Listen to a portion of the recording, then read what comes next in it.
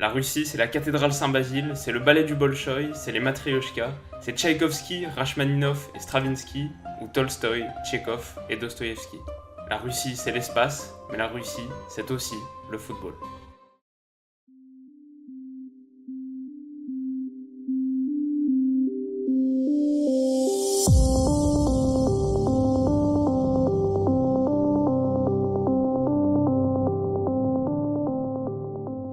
Salut tout le monde et bienvenue à Objectif Coupe du Monde, la série où on passe en revue toutes les sélections nationales qualifiées pour la Coupe du Monde cet été. Alors en tant qu'hôte de la compétition, la Russie bénéficie d'un premier avantage, c'est qu'elle est directement qualifiée pour le mondial. Pas de tour de qualif pour cette sélection donc qui a fait ses armes via des matchs amicaux de préparation. Et alors ces matchs, le sélectionneur de la Russie, Stanislav Tcherchessov, les a voulu particulièrement relever. Après avoir affronté l'Argentine et l'Espagne en novembre, la sélection russe a défié le Brésil, puis donc la France en mars. Bilan des courses, 1 nul et 3 défaites. Tous les matchs se sont déroulés sur le territoire russe avec l'objectif pour les fédérations adverses de s'acclimater aux pelouses qu'elles fouleront dès cet été, mais pour la Russie, l'enjeu était un peu plus complexe, il était à la fois celui de vrais matchs test, d'épreuve du feu pour une équipe qui cherchait encore ses repères après un Euro 2016 désastreux, mais aussi une tentative de faire monter la température et susciter la passion chez les supporters russes. Parce que selon une enquête d'opinion réalisée par un institut de sondage qui appartient à l'État russe, donc déjà ça devrait nous rendre méfiants, mais selon cette enquête d'opinion, 43% des sondés affirment qu'ils ne regarderont pas un seul match de la compétition. Donc au-delà de ces résultats récents en dents de scie, la sélection russe n'est pas sûre de pouvoir compter sur un énorme soutien populaire cet été.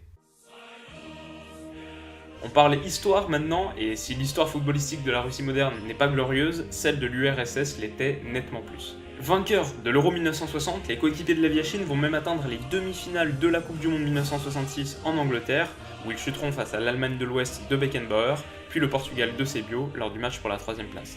Et puis 3 ans après la dislocation de l'URSS, à l'occasion de la Coupe du Monde 94 aux États-Unis, la sélection russe va se distinguer, ou plutôt Oleg Salenko va se distinguer en inscrivant un quintuplé contre le Cameroun, une performance individuelle qui est encore aujourd'hui un record pour un match de Coupe du Monde. Mais depuis, à part une demi-finale à l'Euro 2008, l'époque d'Andrei Arshavin, pour ceux qui s'en souviennent, la Russie a été éliminée au premier tour de toutes les compétitions internationales qu'elle a disputées. L'effectif russe actuel compte plusieurs joueurs expérimentés, mais qu'on pourrait tout aussi bien qualifier de vieillissants. Akinfeyev, le gardien du CSKA Moscou depuis 2003, a 32 ans, et les défenseurs titulaires Granat, Kombarov et Kudryashov ont tous plus de 30 ans. C'est le gros point faible d'une sélection qui est lente derrière et qui aura beaucoup de mal à contenir les accélérations adverses cet été. Devant, c'est plus jeune et plus intéressant, on a deux pépites. Alexander Golovin, 21 ans, le petit milieu central du CSKA, très habile techniquement, qui a une belle frappe de balle et qui montre beaucoup de promesses en sélection. Et ensuite, Alexei Miranchuk, 22 ans, un joueur offensif polyvalent qui peut évoluer sur tous les fronts de l'attaque et qui plante régulièrement pour le Lokomotiv. Et ensuite, on a deux versions évoluées de Golovin et Miranchuk qui sont les deux joueurs clés de l'effectif, je dirais.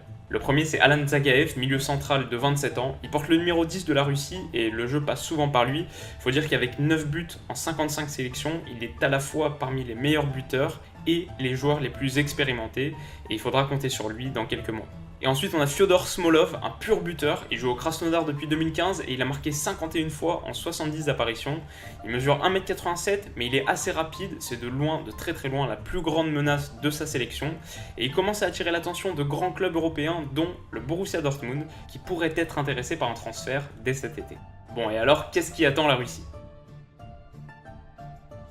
Le tirage au sort leur a été relativement clément, en tout cas ça aurait pu être pire. Ils vont affronter dans le groupe A donc l'Arabie Saoudite, ce sera d'ailleurs le match d'inauguration de la Coupe du Monde, le 14 juin à 17h. Et puis ils auront un gros match contre l'Égypte de Mohamed Salah le 19 juin à 20h, avant de conclure en beauté contre l'Uruguay le 25 juin à 16h. On peut estimer que le niveau de difficulté pour les Russes va s'accroître à chaque rencontre, parce que l'Arabie Saoudite est sans conteste l'équipe la plus faible du groupe. Alors ce premier match sera déjà décisif, un match qu'il faudra absolument gagner pour les Russes. Mais après, l'Égypte et l'Uruguay, ça va être intéressant. Les bookmakers, eux, placent les coéquipiers de Suarez largement au-dessus, avec une bataille acharnée pour la deuxième place qualificative entre la Russie et l'Égypte. On verra bien. Mais mon prono est le suivant, et on va être tout de suite un peu controversé, je pense que la Russie ne passera pas les poules. Pour moi, les matchs de préparation ont montré leurs limites, l'effectif est passable, mais loin d'être excellent, et pour le coup, je pense pas que le soutien populaire jouera son rôle à 200%. Et vous, qu'est-ce que vous en pensez ? Quel parcours est-ce que vous voyez pour la Russie à la Coupe du Monde, et quel est votre classement du groupe A ? Faites-moi savoir tout ça dans les commentaires. Voilà les amis, c'est la fin de ce premier épisode New Look d'OCDM. J'avais enregistré quelques minutes de gameplay FIFA, mais honnêtement j'en voyais plus trop l'intérêt et vos commentaires sur ma dernière vidéo m'ont confirmé que c'était pas la partie que vous valorisiez le plus, donc voilà, j'ai jugé que c'était mieux ainsi. Et alors, qu'est-ce que vous en avez pensé? Parce que j'ai voulu que la vidéo reste assez concise. Pour moi, on est plus dans un registre factuel qu'analytique, mais c'est un peu le but d'OCDM, c'est que chaque épisode fonctionne un petit peu comme une petite fiche sur les sélections qu'on verra dans quelques semaines en Russie. Mais après, le format peut encore évoluer. Si vous avez des idées, je suis preneur, donc n'hésitez pas. En attendant, si l'épisode vous a plu, n'hésitez pas à mettre un petit like, ça m'aide vraiment et on se voit très vite. Ciao!